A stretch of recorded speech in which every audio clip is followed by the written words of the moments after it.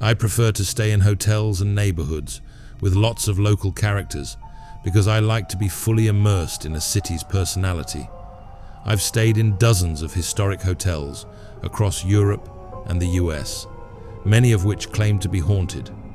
While all were beautiful and some were creepy, I never saw anything truly weird until a few months ago. In November of 2024, my girlfriend and I traveled from the US to London, England. We decided to stay in Soho due to its central location and unique character. After nearly settling on Mimi's hotel, I stumbled upon a lesser-known place just down the street called Hazlitt's. As soon as I saw the photos of the rooms, I knew we'd be staying there. We checked in at 3 p.m. on a weekday. There wasn't a whole lot of activity in the lobby, so we were probably one of the only guests in the hotel at that time. Our overnight flight had taken 8 hours, so to recharge and adjust to the time change, we decided to nap for a few hours before going out to the pubs. Our room key simply said, Sir William Ross. We walked up an old Georgian staircase until we found a door with the same name. The lock clanked, the door creaked, and the floor squeaked as we stepped into a small Gothic vestibule, through another old door, and then into a fully wood-paneled room where centuries of paint covered moldings in thick globs.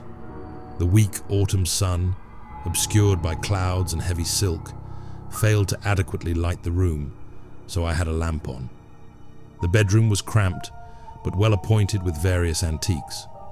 Above our fireplace was an unsettling painting of a frowning old man. My girlfriend undressed and immediately climbed into the heavy oak bed, where she seemed to fall asleep almost instantly. I lingered in the bathroom, brushing my teeth and admiring the historical details. I glanced into the silent bedroom where something caught my eye. The next few moments lasted probably only a few seconds. At first, I thought I was looking at another oil portrait, one I hadn't initially noticed, but then I realized it didn't have a frame nor canvas. It was a man, maybe in his 30s, standing near the corner of our bed, looking down at my sleeping girlfriend. He had parted and wavy brown hair of medium length and wore a dark jacket with large lapels. His face didn't suggest anger nor malice, but a neutral observation, or perhaps mild curiosity, as though he just walked into the room and didn't expect to see someone sleeping there. The door to our room was locked, so I thought a hotel worker had entered, and I was about to tell him this room was occupied. But then I realized it would have been impossible for him to have entered our room in absolute silence. That's when I noticed his clothes and hairstyle again. The reason I initially mistook him for a painting was because he looked like a character from a Jane Austen movie, but dressed simply and more somberly. My brain started to connect the dots. So, there's a guy I've never seen before in our room who looks like he's from another century, who somehow entered without making even the slightest sound, even though this old hotel is creaky as hell. In a quiet panic, I felt a surge of adrenaline. It can't be. Holy shit, that's a ghost. I was in total disbelief and caught off guard.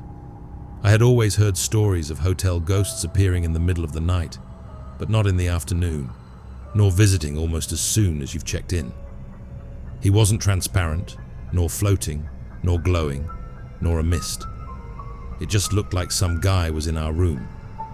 He didn't say anything, and I never saw him look at me, only at my girlfriend. Still, standing only 15 feet away, with only an open doorway between us, I felt an intense sense of vulnerability, like there was an invisible spotlight on me. Now, growing up, my parents have only ever lived in old houses, so this wasn't my first weird experience, although it was my first one in probably a decade. I don't like to give these kinds of things attention, as I think it encourages them to interact with you even more. So I pretended like I didn't see him and turned back to the sink.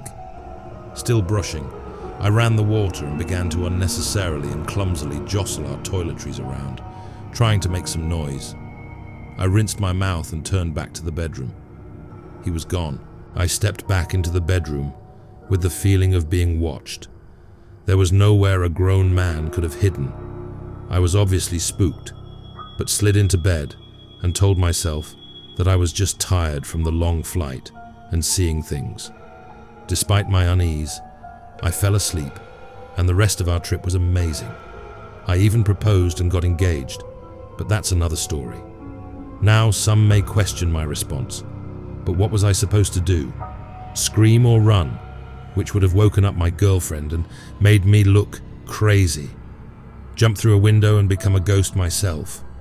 Run out of the hotel half naked and be laughed at by staff. The room was already paid for, and it was going to be difficult to find a similar place in central London without taking out a mortgage. The best solution was just to ignore it and hope it left us alone. According to law, the hotel is supposedly haunted by the ghost of William Hazlitt, a writer who died in the building and who the hotel is named for. I found a portrait of Hazlitt, but to be honest, I don't think he looked much like the person I saw, although I suppose it could have been him. The rooms are named after his friends, which explains the name on the key. But other than that, I don't know anything else about William Ross. I didn't tell my girlfriend what I saw until we were on our flight back to the States. She breathed a sigh of relief. Thank you for not telling me while we were there. She said she didn't see or feel anything weird, and I hadn't during the rest of our stay either. But I'd be lying if I said I didn't wake up in the room each night glancing into the shadows, wondering if he'd returned. Now I didn't take photos for this story while there, because I didn't know I was going to be writing this. However, I found some photos of our room, taken both exactly from my point of view and the man's point of view.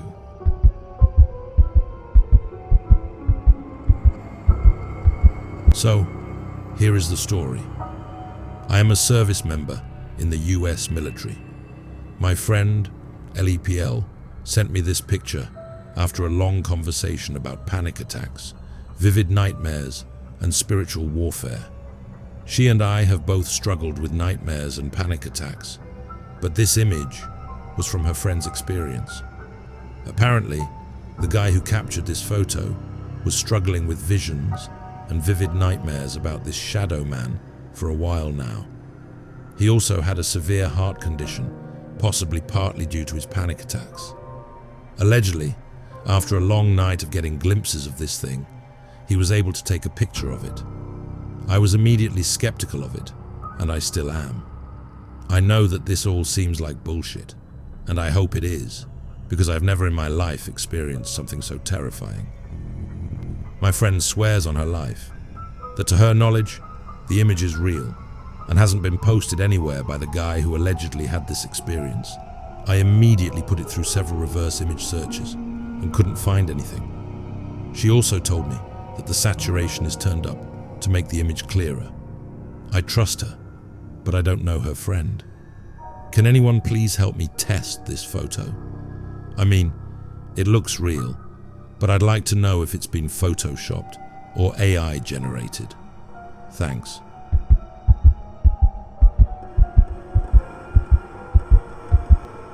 When I was about 12, I moved in with my mother and stepdad.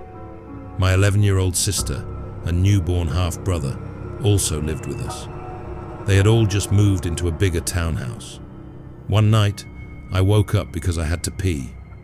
Before I left bed, I saw a shape in the corner of my bedroom. There was a child in the corner of my room, sitting on the floor, knees to chest, arms wrapped around legs. I could see its eyes peeking over the tops of its knees, staring at me. I screamed at the top of my lungs until my mom came barging into my room and turned the light on. The child was gone. I was in hysterics and slept in my parents' room that night. My second encounter in the same house a few weeks later. Again, I woke up to pee in the middle of the night. I wouldn't learn to not drink something before bed. This time, there was a tall figure standing over my bed, glaring down at me. I was too terrified to move as it bent down over me, never blinking. It got inches away from my face before it opened its mouth impossibly wide and let out the loudest, most unnatural sounding scream I have ever heard. I remember screaming as well. I bolted off the edge of my bed, flung my door open so hard it put a hole in my bedroom wall, and raced down the hall to my mum's room.